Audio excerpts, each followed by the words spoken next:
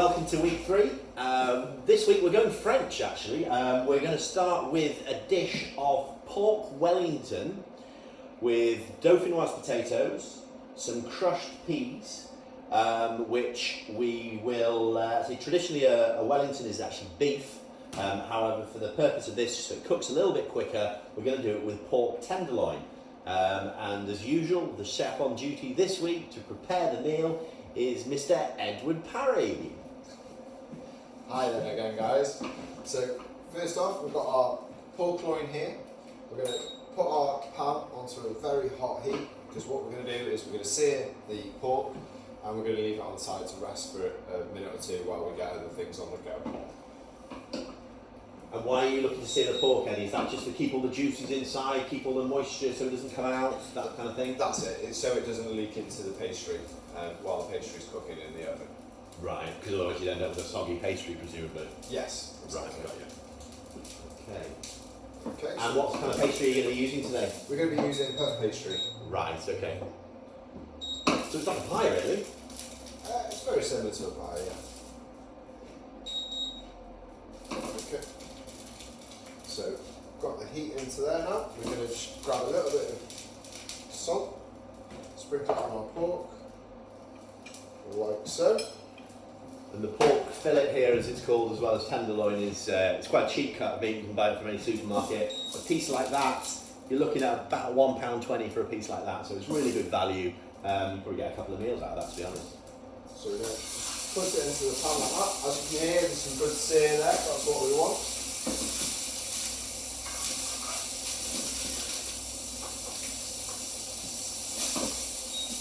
Now this dish is obviously called beef Wellington. A lot of people think it was named after the Duke of Wellington, but actually there isn't really any clear evidence to show that's the case. And in fact, it's one of those few dishes that no one really knows where the name came from.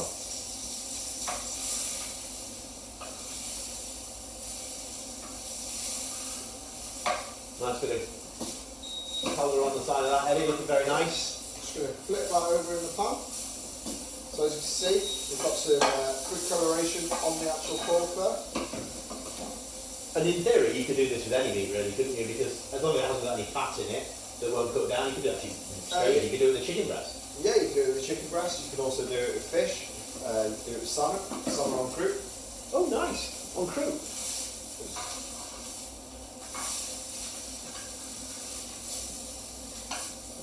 Just going to do the end there. Seal that in. Very nice. And you want quite a dry pan with this, don't you, really? Yes, A little bit of oil. Ooh, that's already looking good, Eddie.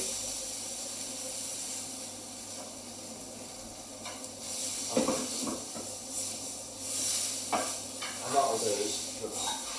Okay, so we're just going to lift that out and just put it onto our tray and leave it on the side. Okay, so we're going to put our pan on here. We're going to pour some cream, and we're going to put some. Eddie likes a bit of cream. Yeah. Classically French trained, hence all the cream and butter that he chucks into a pan. Dauphinoise potatoes, I think pretty much everyone has eaten them, and pretty much everyone likes them. Basically potatoes cooked in butter, a bit of cream, and comes from the Dauphiné region of southeast France. Obviously, it's something that's now a pretty staple thing from all over the world that people like to eat. So we're going to get rid of our raw board out of the way, and we'll move our pork out of the shop for a minute.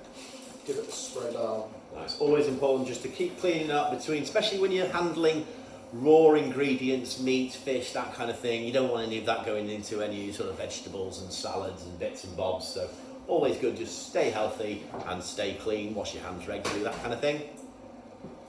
Okay. And what you're doing there, Eddie, you've got your cream in there, and see, traditionally you'd put this straight in the oven, wouldn't you, with the cream and butter, but you're trying to speed it up, aren't you? We're trying to speed it up for the purpose of this video, yes. So now all I'm going to do is take my potatoes and very thinly slice them. And you thin the slicing just so they cook quickly, yeah, I take it? Yes, yeah. Yeah. And then it should, in theory, soak up all the nice cream and butter? They will, yes. So this dish is probably not ideal if you're going on some sort of diet or anything like that? Definitely not. Right, okay.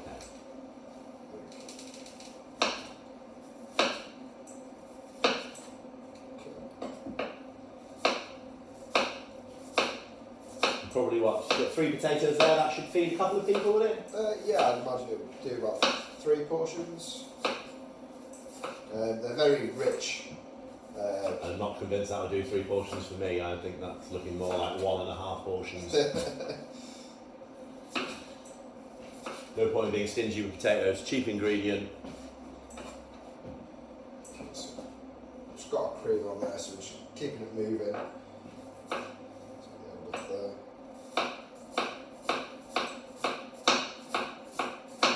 Well, these should really cook in no time, shouldn't they, Eddie? They should, yeah.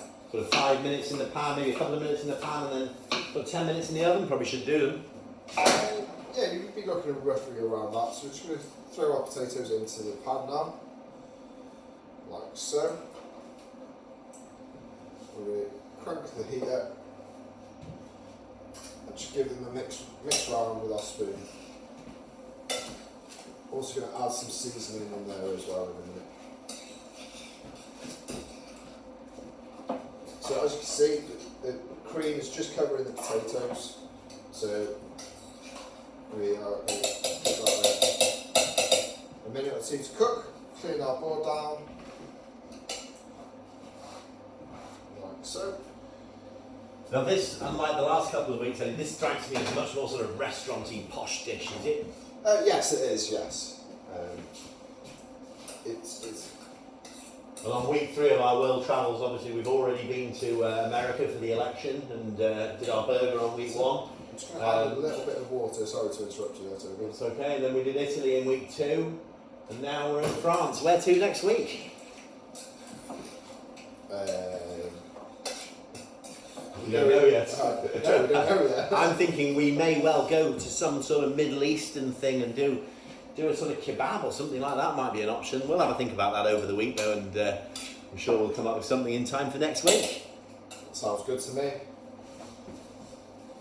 Okay, so we're just going to add some salt, and we're also going to add in some cracked black pepper there. Okay. So as you can see, it's bubbling away. You don't want the heat too high that it burns, and then we're going to put this in our aluminium foil.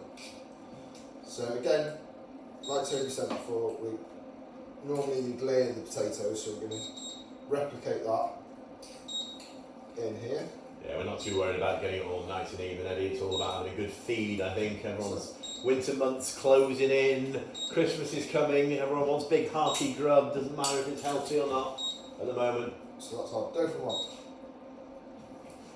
Come on, Eddie, fill them up. It's been a bit stingy here, filling it with cream and not putting enough potatoes in.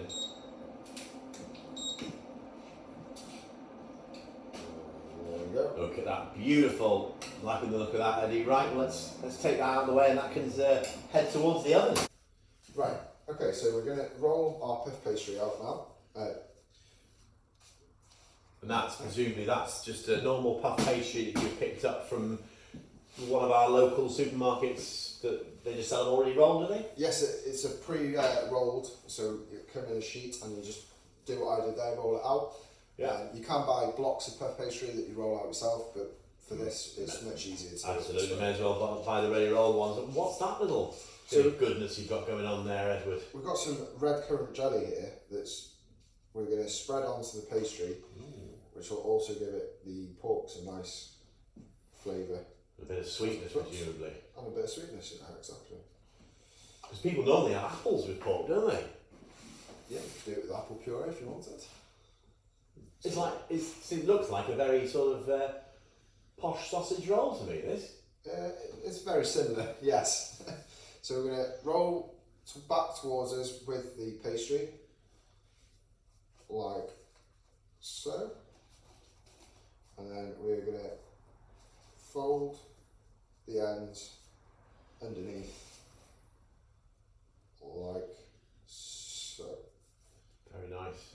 nice, Eddie. It's like a little parcel of love. That's it, and then all we do is just trim the excess off. So just take that bit there. And then, oh, that stuck to the thing. And then that bit there, like that.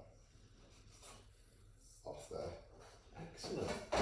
And that's sort of one portion there, really. For someone, it's quite a decent portion, isn't it? But that looks very nice there. Onto the baking tray, like so. Fair enough. And then we're going to pass it to our beautiful assistant, Thank you very much. who's going to put it in the oven for us. I'll pop that in the oven, Eddie. Right, okay, so now we're going to do our peas. So we're just going to get our pan, we're going to switch our hob on, just on a low heat. We're going to get some cream, just a dash of cream. And then we're also going to get a knob of butter and throw that in. So we're just going to heat it up until the butter melts. So nearly there. And then we're going to add our peas. And those peas are already defrosted, I take it. You're not putting frozen peas in there, they're already defrosted, yeah? No, they are frozen peas, but we've let them defrost. Right, okay, that's just so they're... Just to help us with the speed of the cooking of it.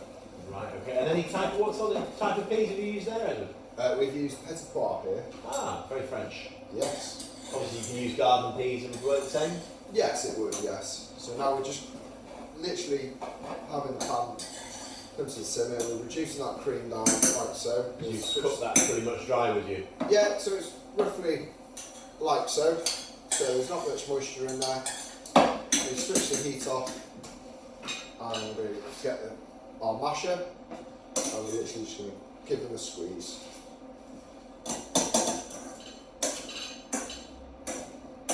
So these are kind of like mashed peas you get from the chip shop, but just a nicer version. They are a nicer version. You've got the butter and the cream in there, which The fish and chip shop, they're just sort of overcooked peas, aren't they? they're marrow fat peas, so they're slightly different. Okay, so then Excellent, that looks very nice. Some crushed peas. and then just show you that there. That's beautiful and green. Okay. Now, if you overcook your peas, they'll go brown. Okay, so we're going to put that onto the side for 1 minute, and we're going to wait for our pork tenderloin to finish cooking and our dauphinoise potatoes. So we'll see you shortly. Right, so we're back, and the Wellington's been in the oven for about sort of 17 minutes. This one will be cooked through, obviously, because you guys aren't maybe as experienced as us. If it's not cooked through, you can just return it to the oven. So we'll now just plate it up. So the peas are back on the stove, and Eddie's back in shot, ready to finish up. Okay, so like Tony said, we've got our peas on just to reheat, get a bit more warmth back into them. So we've got our dauphinoise potatoes here, and we're going to give a little bit of seasoning into the peas, and a little bit on top of the dauphs. And then what we're going to do is we are going to get our dauphinoise potato, pop it into there, like so.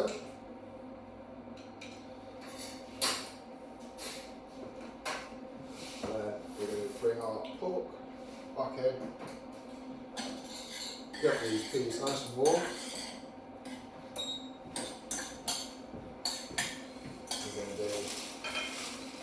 So this is quite a restaurant-y type of dish. Like so. We're going to get our pork off the tray onto here.